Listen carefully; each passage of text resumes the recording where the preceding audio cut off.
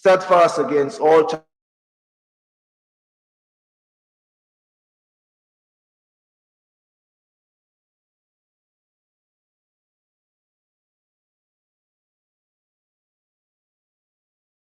call on the Honorable Member, Ms. Catherine Hughes, to make her presentation.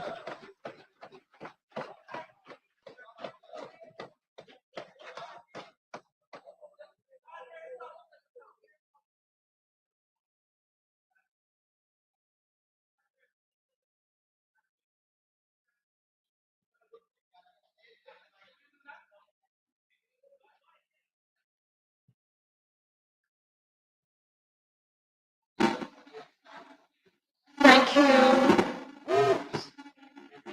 Thank you.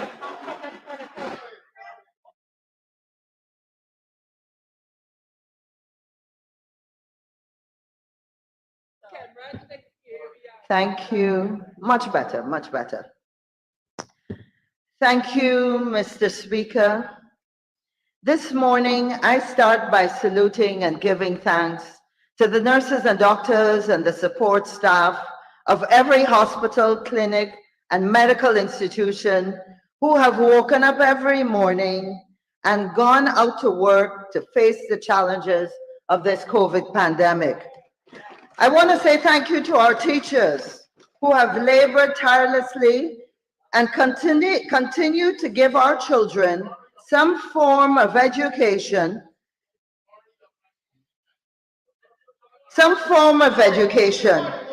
I know personally of your struggle. As last August, I found 34 children in South Georgetown in a depressed community who had no formal education from March 2020 to September 21. Nothing. You see, Mr. Speaker, these are the poorest of the poor, not fortunate to attend a private school or one of the better resourced public schools. These are the forgotten ones, the ones with no devices, no tablets, no computers, no internet package. Mommy gone to work with the only phone with a data plan, no access to online learning. The result, in that group of 7 8-year-olds, I found 4 that could not read in the heart of Georgetown.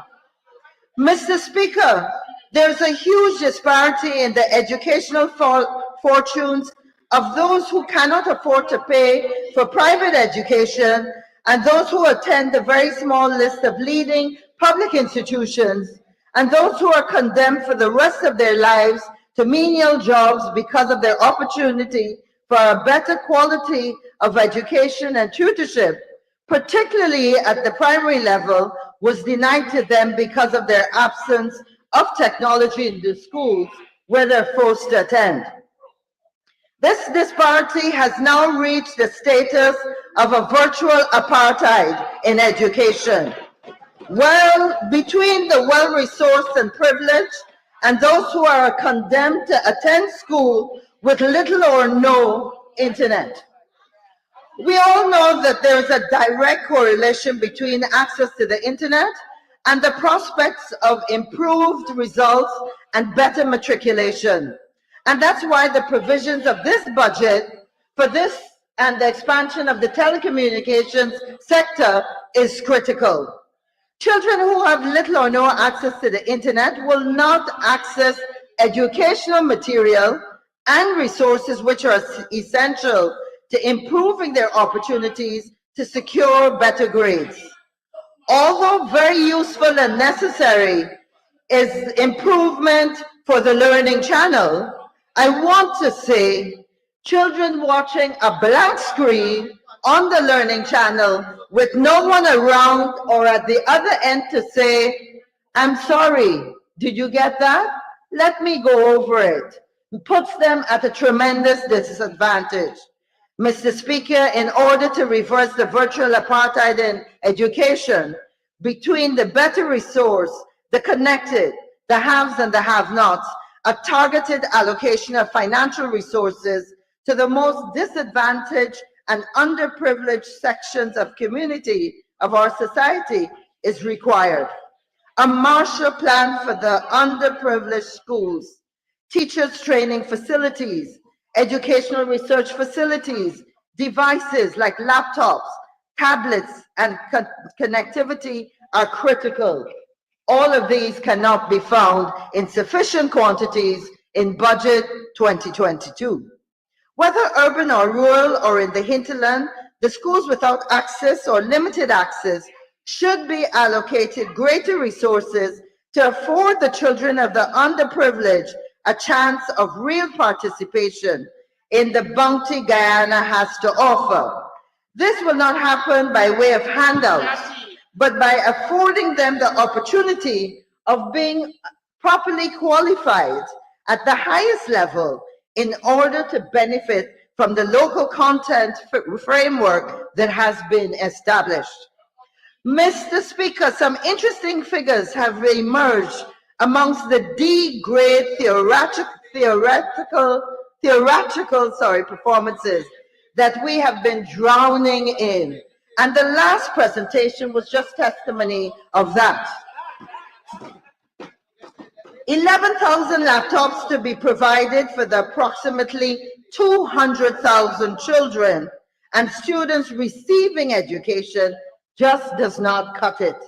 We're the fastest growing oil producing nation in the world, but the best we can do is 11,000 laptops? Surely now with access to $607 million from the oil reserves, every Guyanese child should have been given a laptop. Mr. Speaker, too often the honorable members on the other side of the House forget, and also I want to remind the general public, but they forget that prior to 2015, the PPP was in power for 23 years. Mr. Speaker, it is ludicrous, in fact, sad, that they come to this House screaming and shouting on what was not done in 5 years and have not acknowledged their failures in the previous 23 years that have placed us today in perpetual backwardness. Mr. Speaker, I am proud of the rich legacy and foundation we have left to facilitate the expansion of Guyana's digital economy. In just 4 short years, Mr. Speaker, you will recall in 2015, it was the Advocacy Coalition that operationalized the government's e-government fiber optic network, built by the Chinese in 2014, but never put into operation by the PPP government.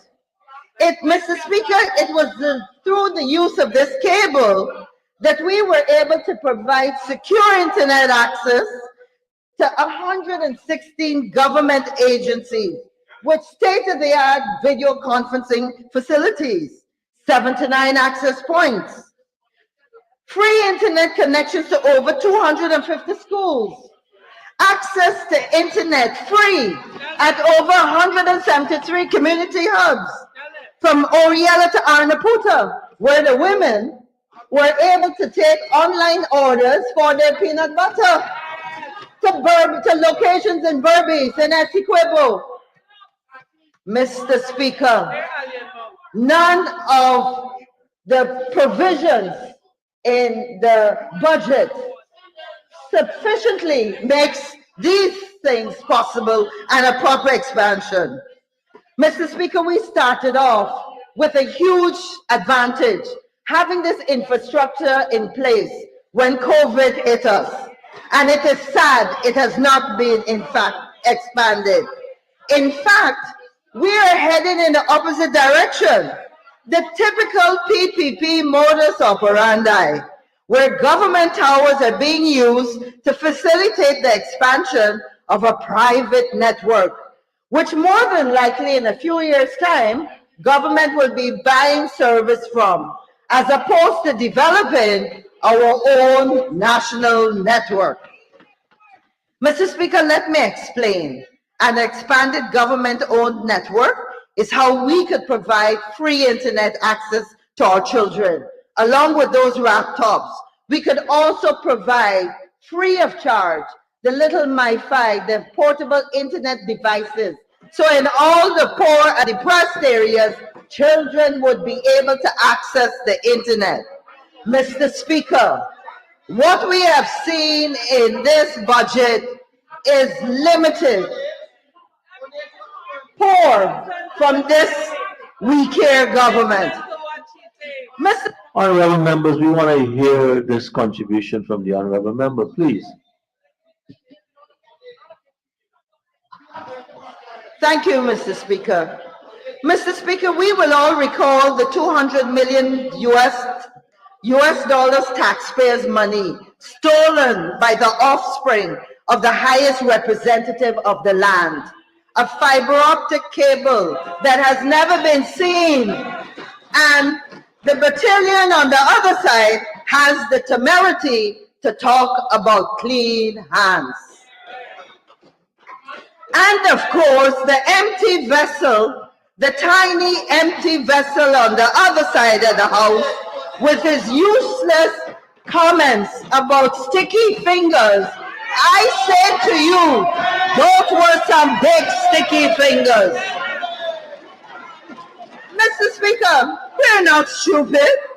We recall the massive sticky hands, the laptop scam, the gold scam, the charity walk falling down, the Amila road to nowhere. I have no more time to list the rest. Mr. Speaker, but most unfortunate is this. Audit report. Prime Minister's office purchases 790 million in hampers, but provides bills for 213 million. Am I lying? This is the audit office's report. Talk about sticky fingers. So, Mr. Speaker, the National Data Management Authority has moved from a highly group of trained Guyanese professionals who started the digitization of our records in all kinds of registries and places. But what did we do? We fired them. And so today, they are busy inputting information for the COVID-19 voucher program. Mr. Speaker, when it comes to the budget provision, I know that the Honorable Prime Minister is an honorable man. And I'm hoping that he will shed some light on some of these issues. We observed 2.6 billion in the capital program for the National Data Management Authority. But Appendix T, it shows that the recurrent budget has remained the same for last year. So the burning question that must be asked is how can the NDMA carry out such a huge capital program with the same recurrent budget as last year, which was less than 60 million compared to 2.6 billion this year. Then we see the massive increase in recurrent charges in the program to 024, telecommunications and innovation. And that has moved from 76.8 million in 2020 to 774.3 million in 2022. I hope that this will be explained, Mr. Prime Minister. Now, we know that the government for a long time likes to spend money under the recurrent expenditure because, of course, it's consumables like training programs, scholarships, whatever. I want to remind this honorable House of the theft of over $639 million belonging to the government of Guyana between October 19, 2011 and April 28, 2015, when monies from the Public Service Ministry was not spent by the ministry, but was sent to the office of the President without any accountability. Those funds were expended.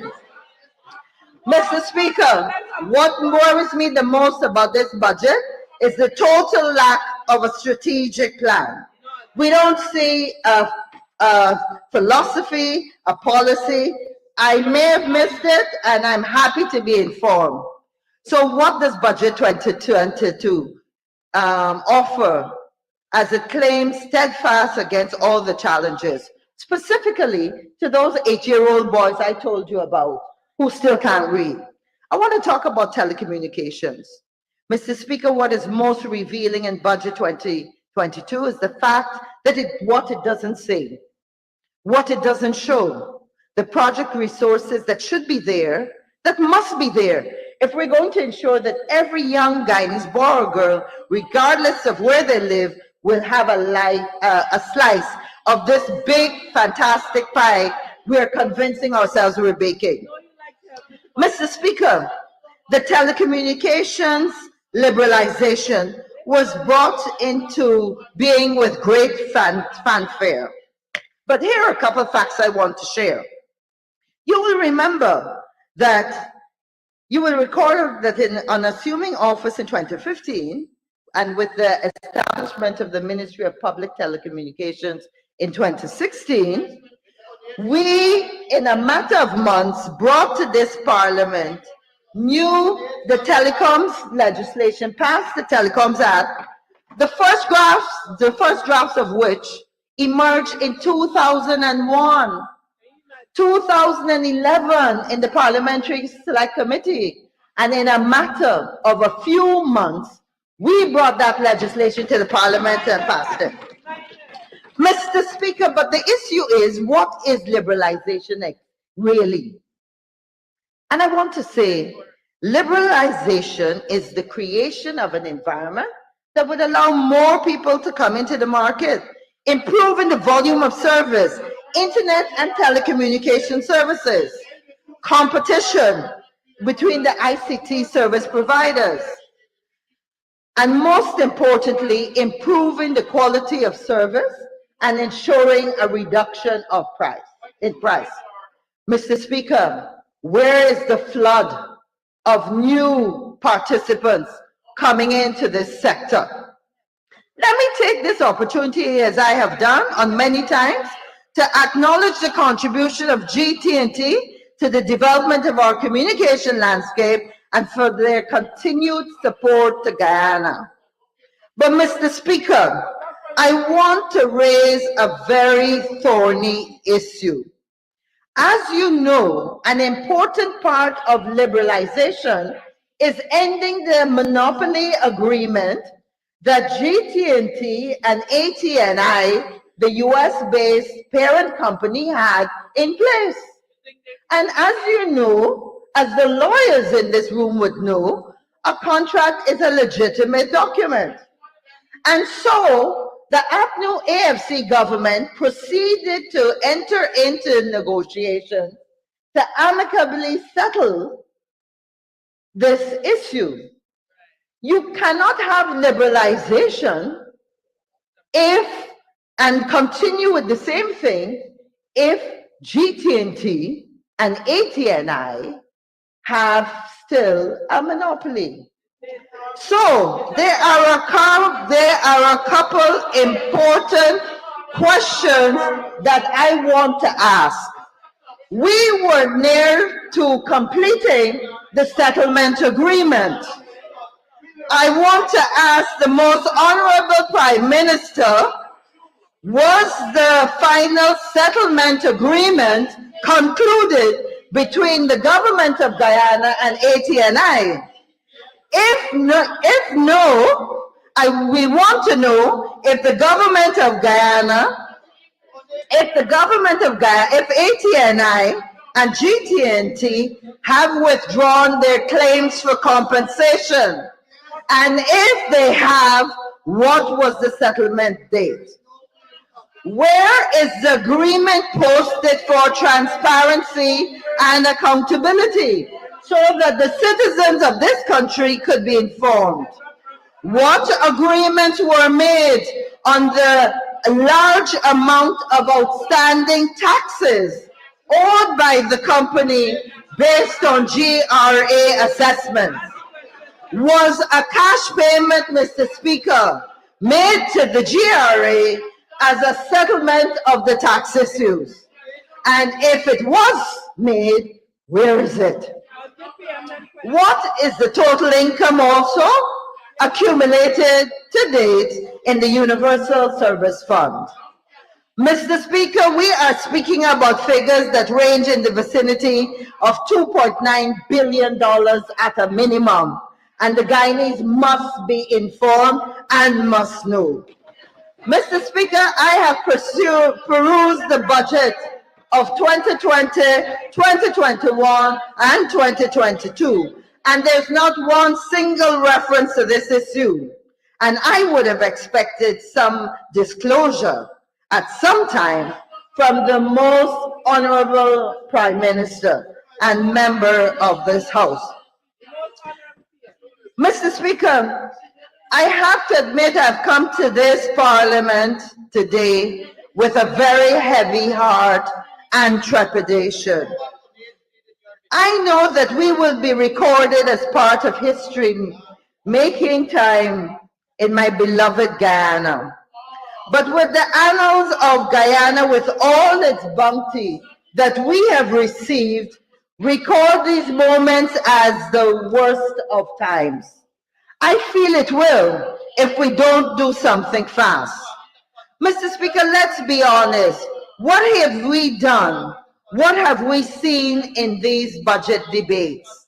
The vilest and lowest show that could ever be performed. We have all been drawn into a useless tit for tat, a lot about the APNU, the AFC, the PPP, what they did, what they did not do. 5 days of verbal abuse that we call a debate. Shouts of the most derogatory statements, insults to women from across this way. Mr. Speaker, what is sad too is that the fake news, the fake information peddled in this House has been at an all-time high. And I must correct some of them. Imagine the Minister of Education came to this honorable House ranting and raving on that we on this high side were not supporting telling Guyanese getting vaccinated. How unfamiliar is she with the truth? Clearly she doesn't read her own newspaper, because if she went to Guyana Times, September 27, 2021, the headline of one of their articles reads, AFC Executive Host Program encouraging persons to take vaccine. And guess what? 3 weeks ago, I was very thankful to see almost a full-page report on a discussion from an Alliance on the Move program with Dr. Somar that had been reproduced in Guyana Times. Give credit where it is due. Thank you, Guyana Times. People don't get carried away with the wagging finger and the shouts. Take what she says not with a grain of salt, but with a pound of salt. And when she shouts and the colleagues on the other side of the House shout about conflict of interest, remember this book, where we have the design and layout by her friend and former MP, Mr. Harry Gill. I hope that the proper procurement procedures were held and took place in this. I hope that the tender was published somewhere. So, Mr. Speaker, unfortunately, the word corruption, and I know you have had a difficult time, the word corruption and rigging must be the most overused words that we've heard from this other side of the House. Overused to the extent, you need to listen to this part, overused to the extent that the poor Vice President yesterday afternoon had to host a press conference. And what was he saying? Let me quote you. He says, unfortunately, what we had anticipated, which would have been a contest of ideas and vision, through all the rhetoric, this doesn't become very evident to the people what we're hoping to achieve. His own MPs in their budget speeches have not delivered the message. And poor Vice President had to host a press conference to rescue the message or the lack of messages. But I said sad, and I don't use my words just like that. And this is where the Honorable MP Yvonne Pearson is absolutely correct. The numbers don't lie. Check the NCN page on the live stream of this press conference, and there are only 109 people watching. And they're watching at 27 minutes, 27 minutes, 59 seconds into the conference. Now go to the Vice President's page, and thankfully he has only 870 people watching.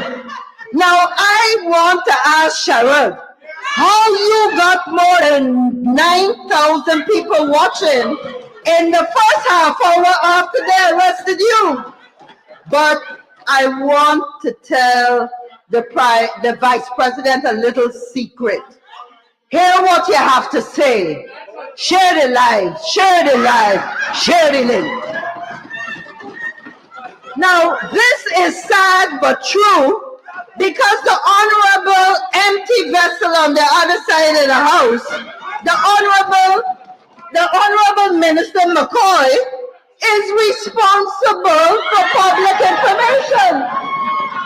He came to this honorable house and told us about the 100 staff he got. And we saw in the budget all the new equipment he can get.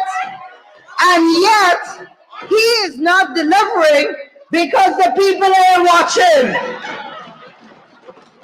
Then we had a member on the other side who I had a pleasure of working with in the past. She talked about corruption. Nothing was done in the previous administration. And she talked about the success of tourism. Well, you know that tourism is my little baby. And I'm happy MP Rajkumar mentioned and reminded us that in our short 5 but productive years, Guyana for the first time got 6 international awards. Never heard of before. So I say thank you to the private sector, who have been the ones like TAG, who have struggled with the product for years and years. They deserve the accolades. But Mr. Speaker, on a serious note, the high visitor arrivals we are experiencing today are the direct result of one single factor: increased airlift. And we delivered that to the people of Guyana. 2 reputable airlines, American and JetBlue, who have brought competition, quality service, and lower prices to the market. Never achieved in the 23 years of you-know-what. Mr. Speaker, the absolutely staggering amount of new airlines that have signed up to come to Guyana since the expansion of the new airport under this new administration is perhaps indicative of the success of the Minister of Tourism and her ability to attract new business and investment in the airline industry. Because guess what, my friends? We know that the investment in the airline industries and the new airlines that we heard were coming, like Emirates, what have we seen? 0, nil, none, not. And she can even choose in Russian, it is still 0. My friend's relationship with the truth and accuracy is very strained and seeks refuge in the creative imaginings of a pedestrian approach to tourism. Unlike the Barbadian tagline, "Beyond your imagination," my friend may wish to consider the more accurate and descriptive tagline, "Simply no imagination." Mr. Speaker, I want to remind us all that we shouldn't throw stones if you live in a glass house. The tourism minister clearly was under pressure from the bad behaved colleagues I have on this side. So I apologize for that. But you can't come to this honorable house, forget you're a U.S. citizen, get sworn in, remember a few days later, renounce it, and then come back and get sworn in again. And then lecture us about integrity and honesty. And I want to make a simple observation. Before you make that observation, honorable member, we will need an extension. Thank you, Comrade Speaker. Comrade Speaker, I move that the honorable member be given 5 minutes to conclude her presentation. Thank you, Honorable Chief Whip. Honorable member, you may continue and conclude in 5 minutes. And as I was saying, I want to make a simple observation. Even Jesus had a Judas. Mr. Speaker, this one Guyana concept that has been touted, I want everybody to know is just a simple public relations campaign sold to the highest bidder. And if you go back, anybody could go online. In fact, DPI has a InfoHub program on GuyPex 2018. You remember the conference, the first oil and gas conference held by, organized by former Minister Raphael Trotman. Over 600 people. Well, you know that we had a beautiful video played there. 2018, go back and watch that video, which is online. At the end of it, you will see the One Guyana logo, right?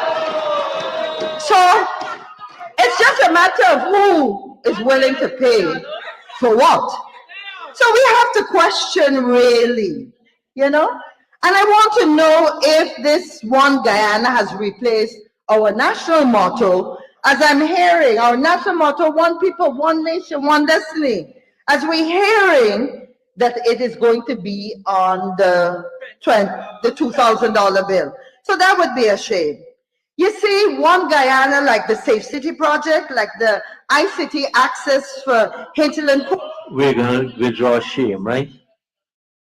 We are going to withdraw shame.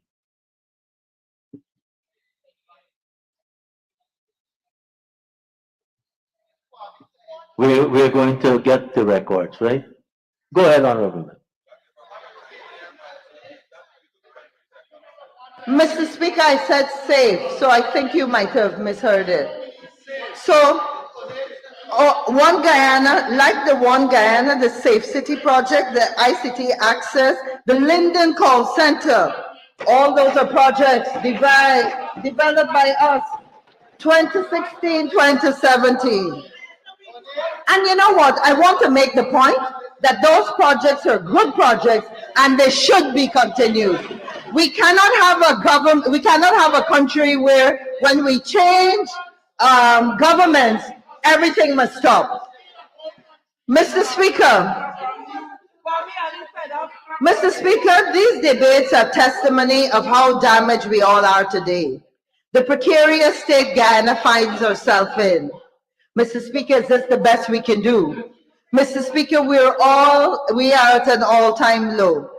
I recall when this parliament had a women's caucus, when we could agree to respectfully disagree, when I could snap a photograph of the Honorable MP Gail Teixeira walks in with former MP Michael Carrington at a social that allowed us to better understand where we all came from, our challenges, and our resulting positions.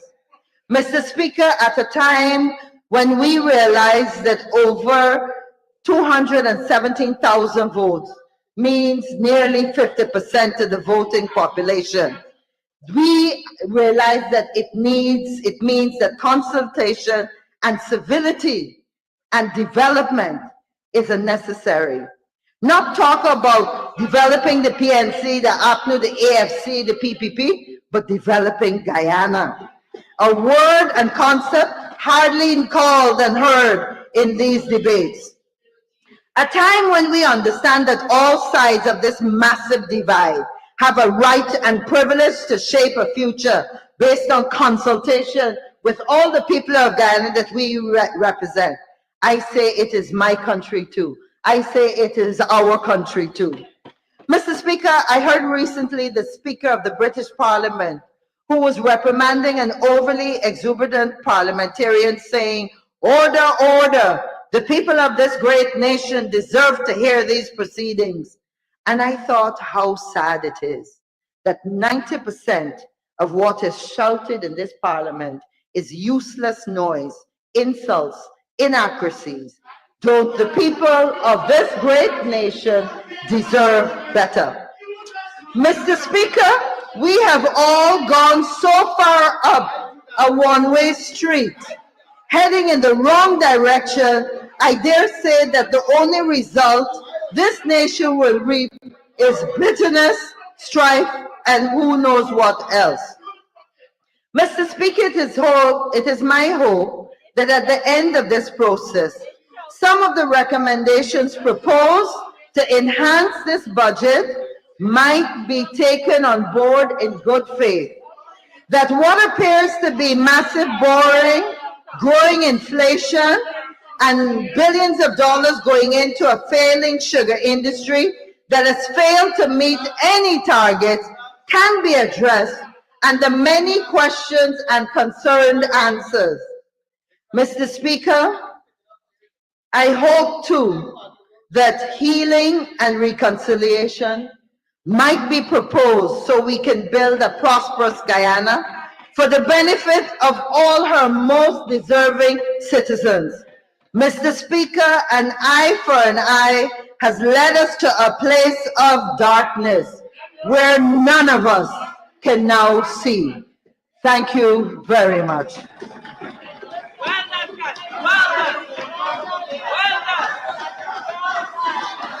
Thank you, Honorable Member. And now for the Honorable Minister of Local Government and Regional Development. Mr. Speaker, just before. Honorable Mr. Nigel Darmlal, please give me 1 second. Honorable Member, Honorable Minister Manichan. Yes, please, sir. Sir, there was mention of a person in this house in a derogatory manner. You're raising on a point of order? You're raising on a point of order? Yes, please, Your Honor. And that point of order is? That someone who was not in the house, so it would be for to be under elucidation, someone who was not in the house has been mentioned in a way that could bring him into disrepute, and he's not here to defend himself. And I can defend him in one sentence, and I'm asking for that opportunity. Harry Gill was employed by Honorable Minister, I didn't say I am upholding that point of order. I am not. You want to give an explanation, and at this stage, I am not. Honorable Member, Minister Darmlal, please. Mr. Speaker, you ruled yesterday. Honorable that we could not Mr. call people Speaker. who are not in this house, sir. You ruled yesterday. Thank you. Honorable Member, Mr. Darmlal, just 1 second.